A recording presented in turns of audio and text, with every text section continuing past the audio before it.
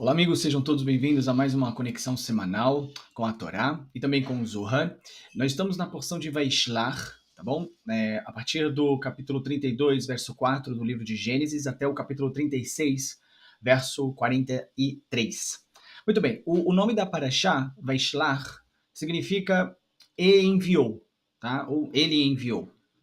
E aqui nós aprendemos que Jacó retorna à Terra Santa após uma estadia de 20 anos em Harã e envia mensageiros, né?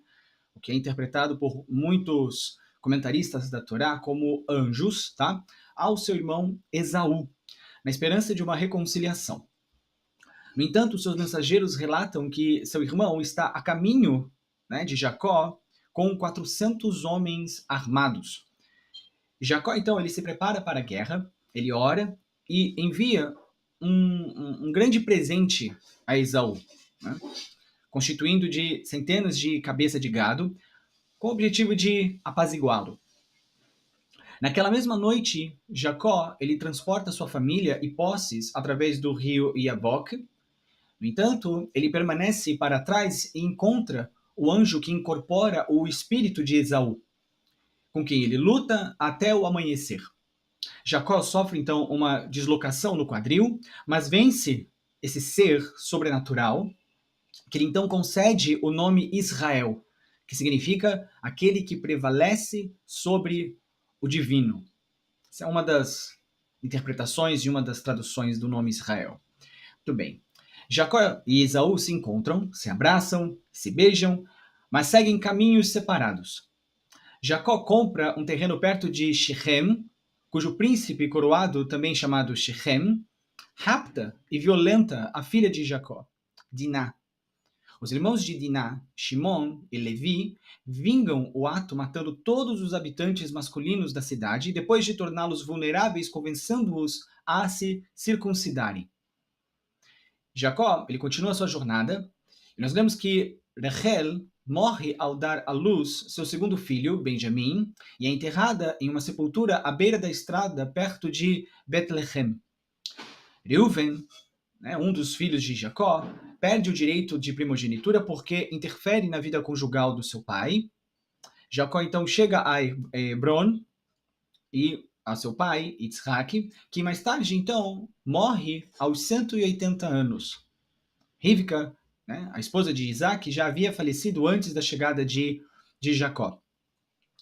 Então a nossa Parashá, a porção dessa semana, ela conclui com um relato detalhado das esposas, filhos e netos de Esav, né, de Esaú, as histórias familiares, né, do povo de Seir, entre os quais Esaú se estabeleceu, e uma lista dos 8 reis que governaram o Edom, a terra dos descendentes de Esav, de Esaú e também Seir.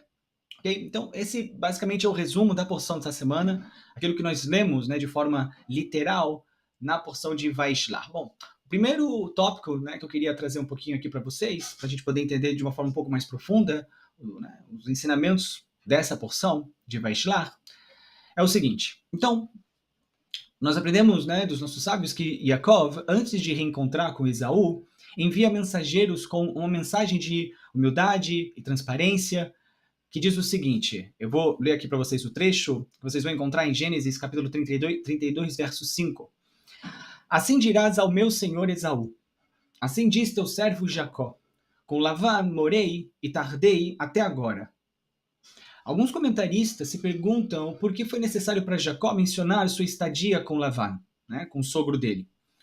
O Or Ahaim sugere que, ao compartilhar suas experiências, né, com o irmão, Jacó queria mostrar a Esaú que ele ainda o considerava um irmão de confiança, na esperança de dissipar o ressentimento que havia entre eles. O grande comentarista, Urashi, ele oferece 2 interpretações sobre esse verso. Primeiro, né, ele indica que Jacó não alcançou uma posição de grande importância ou riqueza, ainda se considerando um estrangeiro, e, portanto, Esaú não deveria vê-lo como uma ameaça.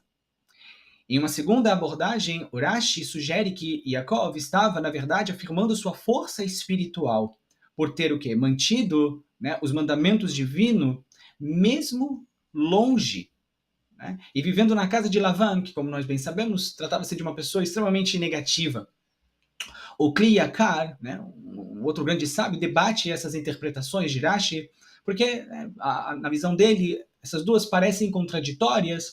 No entanto, ele conclui que, na verdade, elas são complementares. Então, ao mesmo tempo que Yaakov queria transmitir para o irmão dele a ideia de que, olha, ainda que a gente tenha tido alguma desavença no passado, eu ainda confio em você como irmão, e mais do que isso, eu passei todos esses anos vivendo na casa de uma pessoa extremamente negativa e consegui manter, sabe, os meus valores, consegui manter a minha conexão com o Criador, independente da influência negativa que eu recebia a todo instante. Nós aprendemos, amigos, na Ética dos Pais, no Pirkei Avot, o seguinte: este é o caminho da Torá. Come o teu pão com sal, bebe a tua água com medida.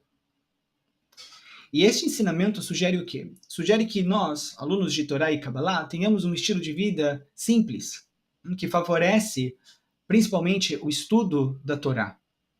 O Midrash Shmuel enfatiza que até as pessoas mais ricas, elas, na verdade, deveriam limitar, né, ou seja, fazer restrição de prazeres de natureza material para se dedicar ao estudo da Torá. O Maimônides, o Ramban, ele vê essa máxima como, na verdade, um chamado para persistir no estudo da Torá, independentemente das condições da vida material da pessoa. E o que a gente pode entender dessa ideia, sabe, que nós encontramos no Pirkei Avot, de comer o pão com sal e beber uma medida limitada de água, a ideia por trás disso é que, para que nós tenhamos, de fato, uma conexão profunda com os ensinamentos da Torá, a gente precisa diminuir a influência do nosso Yetzer Hará na nossa vida, do nosso ego, do nosso desejo de querer receber tudo somente para nós mesmos, que normalmente faz com que nós busquemos por excessos, né, principalmente de natureza material, de natureza física. Por isso a recomendação, né, dos sábios para aqueles que estão no caminho da Torá, olha, uma maneira de você conseguir ter um engajamento mais profundo com a Torá é através do trabalho e do esforço de diminuir o seu ego, de diminuir o seu desejo de querer excessos, de querer uma conexão exclusivamente com coisas que trazem prazer instantâneo e imediato ao seu corpo físico. Que à medida que você tiver controle sobre isso, né, você vai poder aumentar a sua própria conexão com a Torá e, como consequência, aumentar a sua conexão com o próprio Criador. Então, vamos ao ensinamento prático em relação a esse primeiro tópico, tá? Então, nós devemos nos manter fiéis aos nossos princípios e valores, assim como Yaakov, mesmo em circunstâncias desafiadoras, ou seja, ainda que nós estejamos aí cercados de negatividade, de influências negativas, nós como alunos de Torá, como alunos de Kabbalah, nós temos que manter o nosso valor, os nossos valores internos, não nos permitindo, sabe, sermos influenciados por essas negatividades, seja Lashon Hará ou qualquer outro tipo de negatividade. Né? Porque assim como Jacó manteve sua integridade espiritual, apesar das provações com Lavan, nós também somos chamados a perseverar na observância das mitzvot, dos preceitos, dos mandamentos divinos e na busca do crescimento espiritual, independente das tentações e dos desafios desse mundo físico, desse mundo material. Tá? Existe um verso que nós encontramos na própria Torá, no livro de Gênesis, no capítulo 18, verso 19, que diz assim: guarda o caminho do Senhor para praticar a justiça e aquilo que é o correto. E esse verso, ele reflete a ideia central de manter a fidelidade aos caminhos de Hashem, aos caminhos do Criador, aos mandamentos, independentemente das influências externas ou internas também que possamos enfrentar. Ok? Muito bem, segundo tópico que eu queria trazer aqui para vocês é sobre a sabedoria de Yaakov durante, né, essa história do encontro dele com o seu irmão Esaú, né, o Esav. Então, na Parashá Vaishlach, nós presenciamos essa tensão de Jacó ao preparar-se para o seu encontro, né, o seu reencontro com o seu irmão Esaú.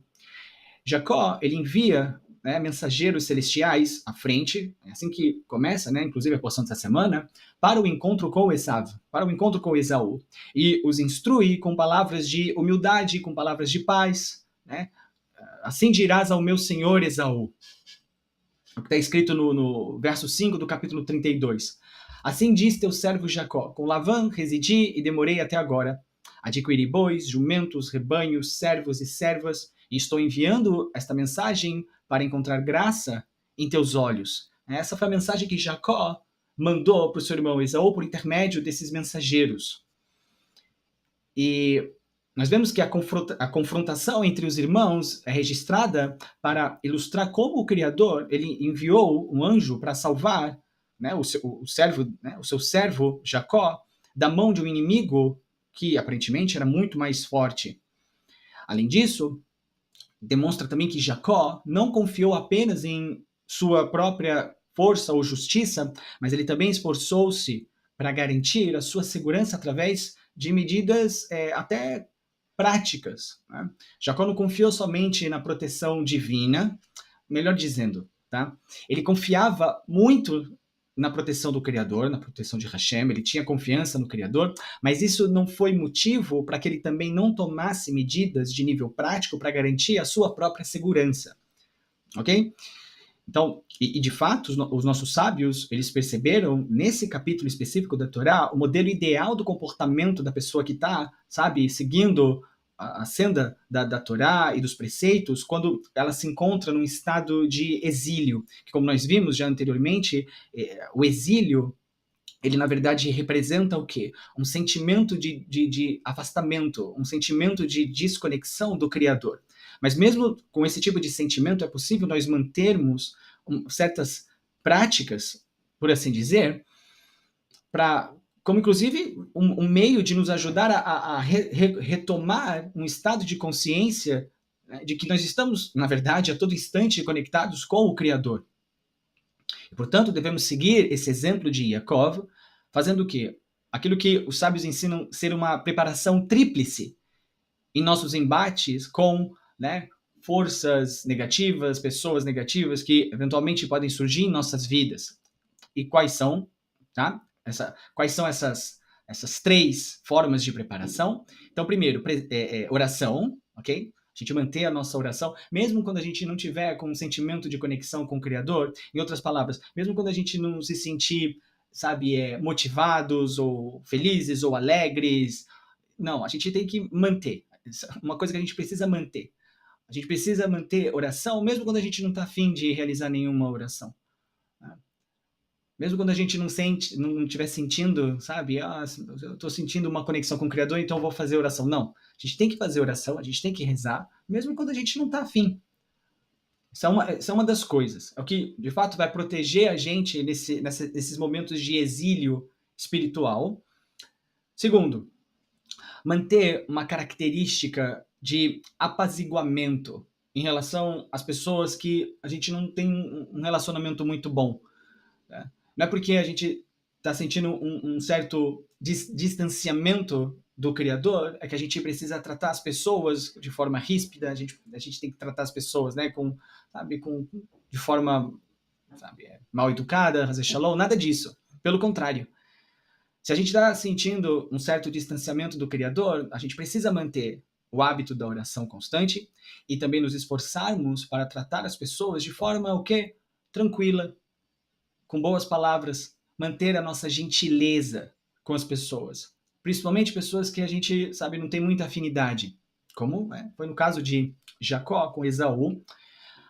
E, finalmente, não obstante, precisamos também estarmos preparados para eventuais conflitos. A gente precisa, sabe, estar com um nível de controle emocional, né, correto, em equilíbrio emocional, né, para possíveis conflitos, para possíveis argumentos.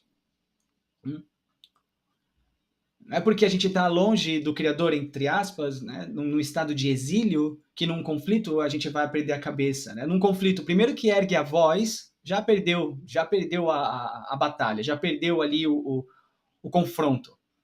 A ideia não é a gente fugir da batalha, fugir do conflito, no caso dela surgir, no caso dela aparecer, mas nos mantermos íntegros e emocionalmente equilibrados no momento que o conflito ele acontecer. Mas para isso é importante que uma preparação prévia para essa batalha, para esse conflito, né, seja realizado. Então você vai manter a sua oração em dia, mesmo quando você não estiver se sentindo afim de fazer isso. Você vai manter a sua gentileza em relação às pessoas, principalmente aquelas que você não tem, né, uma certa afinidade. E você também não vai abrir mão de estar sempre trabalhando o seu emocional né? E todas essas três coisas você deve manter mesmo em um estado de consciência de exílio, mesmo que você não esteja sentindo que naquele momento, naquele período, naquela semana, naquele dia, você não está com uma conexão forte com o Criador. Essa é a ideia. O versículo em hebraico que nós encontramos no verso, em que Jacó envia, né, essa mensagem então para Esaú por intermédio desses mensageiros, é lido garti em hebraico, né, garti, que significa residir como um estrangeiro. E esse termo implica o quê? Permanecer, né, como um ger, né, que significa estrangeiro em hebraico. E dessa forma, então, Jacó lhe comunicou: eu não me tornei um grande príncipe e nem alcancei um status elevado, eu me mantive como um estrangeiro, né, uma pessoa de fora, um outsider, na casa de Lavan. Portanto, você não precisa me odiar por ter recebido a bênção que Isaac me forneceu, porque ela ainda não havia se cumprido até então. E é interessante notar que a palavra hebraica gerti, utilizada nesse verso, tem o valor numérico 613, né? Que se a gente pega a palavra gerti, gimel, resh, tav e yud, e faz ali uma inversão dessas letras, a gente forma tariag. E tariag é 613. Como nós sabemos, são 613 preceitos que existem na Torá. E com isso, Jacó, ele sugeriu o quê? Que embora eu tenha residido com essa pessoa super negativa que é Lavan, eu ainda assim, durante toda a minha estadia lá como um estrangeiro, eu observei e mantive os 613 mandamentos divinos e não aprendi os maus caminhos de Lavan.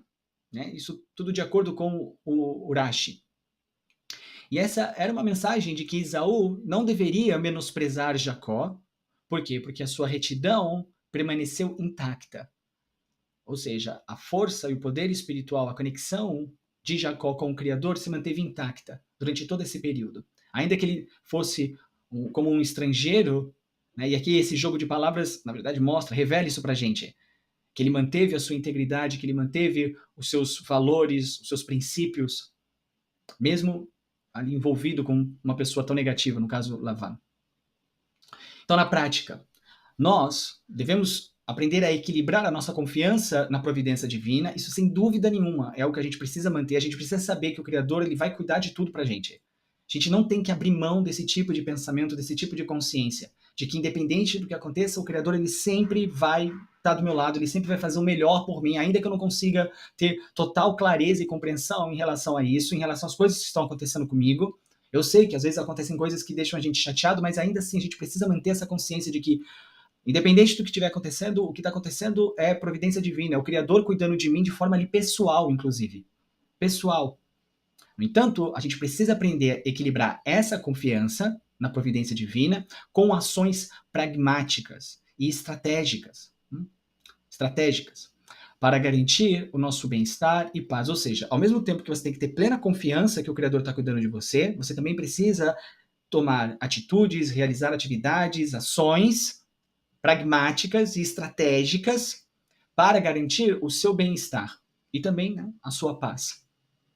Porque a sabedoria, ela reside em não sermos passivos, mas sim em tomar iniciativas conscientes que refletem tanto a nossa certeza no Criador, quanto também a nossa responsabilidade com nós mesmos e com aquilo que está à nossa volta, né? Com as pessoas, com tudo que está à nossa volta. Tem um verso no Tanakh, na verdade um salmo do rei Davi, Salmo 37, verso 5, diz assim: entrega teu caminho ao Senhor, confia nele, e ele tudo fará. E esse verso, ele encapsula a lição central da porção de Vaishlar, ensinando-nos a confiar no Criador enquanto tomamos medidas práticas para navegar pelos desafios da vida. Então, né, muitas vezes você vai encontrar pessoas que estão em um desses dois extremos, né? Na Kabbalah, a gente diz que o ideal é o caminho da coluna central. Porque de um lado, você vai, de repente, encontrar aquela pessoa que não faz absolutamente nada. Tudo que ela faz, não, o Criador vai fazer tudo para mim, eu não preciso fazer nada, Deus vai tomar conta de tudo, então não preciso fazer absolutamente nada. Não é por aí. Sim, é verdade, o Criador vai fazer tudo por você, tudo para te ajudar, tudo para fazer o melhor para você. Aquela história, provavelmente você já deve ter ouvido falar aquela história da pessoa que está no barco, e aí o barco está afundando, e aí ele está rezando para Deus, por favor, Deus, vem aqui, me ajuda. Né? Aí passa um barco, fala, olha, vem para cá que eu vou ajudar você, vou te salvar. Ele fala, não, não, não, eu não quero sua ajuda. Deus vai me salvar. Aí o barco vai embora. Aí daqui a pouco passa um segundo barco, né? Olha, vem, tô aqui para te ajudar. Não, não quero ajuda. Deus vai me salvar. O barco vai embora. Por fim, passa um helicóptero do bombeiro, com escada, com tudo, né? E fala para a pessoa que está afundando, olha, vem aqui, que eu vou salvar você. Não, Deus vai me salvar. Eventualmente o barco afunda, a pessoa se afoga, a pessoa morre e chega na corte celestial, né? Indignada. Poxa, Deus, eu confiei tanto que você ia me salvar, que você ia fazer tudo para me salvar e tal. E aí Deus responde, olha, eu mandei 2 barcos e um helicóptero. E você não quis. Então essa é uma coisa, esse é um extremo, né? Sim, a gente tem que saber que o Criador vai ajudar a gente, mas o Criador ele utiliza meios, pessoas inclusive, para poder, sabe, manifestar esse auxílio, essa misericórdia. Então a gente tem que estar, sabe, com os nossos olhos espirituais bem abertos e nossos ouvidos também para poder perceber, sabe, esses benefícios que o Criador manda para a gente. Isso é uma coisa. E no outro extremo, você tem o quê? Você tem a pessoa que é só pragmática e estratégica. Então ela faz isso, ela faz esquemas, ela planeja e ela, sabe, ensaia o discurso dela que ela vai ter naquele dia com determinadas pessoas e tal. Ela faz tudo, né, de nível, vamos dizer assim, físico. Ela desconsidera completamente a questão espiritual da equação, né? Fala, não, se vai dar certo porque eu vou fazer dar certo. Eu vou fazer acontecer. Eu vou fazer o plano, eu vou fazer o esquema, eu vou pensar nas estratégias, tudo isso. E aí vai dar certo. Um outro extremo tá errado também. A pessoa, sim, ela tem que ser pragmática, ela tem que ter estratégia, ela tem que pensar, ela tem que planejar, tudo isso. No entanto, ela tem que nunca esquecer de que o Criador é quem dá a palavra final. Hashem vai dar a palavra final. Se esse plano super elaborado, estratégico e tal, vai de fato acontecer ou não. É isso que realmente a pessoa precisa saber entender. Então, amigos, sabe, com isso o que a gente realmente quer manter é o seguinte. Os ensinamentos principais aqui são, primeiro, Jacó, ele enfrenta uma situação de conflito iminente com Esaú e busca uma estratégia de apaziguamento, preparando-se espiritualmente e estrategicamente, ou seja, ele traz as duas coisas, ele combina as duas coisas. A confiança no Criador e na providência divina, mas não abrindo mão do planejamento, do pragmatismo, da estratégia, do plano, para poder fazer com que as coisas aconteçam da melhor forma possível, tá? Além disso, nós aprendemos que a humildade e a transparência de Jacó, né, expressa em suas palavras aos mensageiros que ele envia para Esaú, reflete o que? A importância da comunicação sincera e do fortalecimento da nossa fé, mesmo durante as adversidades, ou seja, manter a nossa integridade, falar a verdade, mesmo quando tudo estiver complicado, mesmo quando tudo estiver difícil, mantermos a integridade, nossos valores. Né? O episódio também nos ensina a necessidade de equilibrar a providência divina com ações, né, pragmáticas, preparação meticulosa, comunicação estratégica e etc. Okay? E também vamos lembrar que a oração ela é destacada como o quê? Uma ferramenta poderosa para a transformação e o fortalecimento espiritual, e não apenas um pedido de ajuda, mas um ato de fé e confiança nas promessas do Criador. Então, para a gente poder encerrar, deixar uma mensagem para a gente realmente poder refletir ao longo dessa semana, que em nossa jornada, certamente nós iremos enfrentar desafios e momentos de tensão que parecerão intransponíveis. Que a história de Jacó, sabe, realmente nos inspire a buscar a paz com coragem, com humildade, equilibrando nossa confiança no Criador com ações concretas e bem pensadas. Vamos nos lembrar de que a oração não é o último recurso, mas é uma expressão que é poderosa da nossa certeza e um veículo para a transformação. E que possamos, como Jacó, perseverar e prevalecer, mantendo nossos valores e integridade intactos.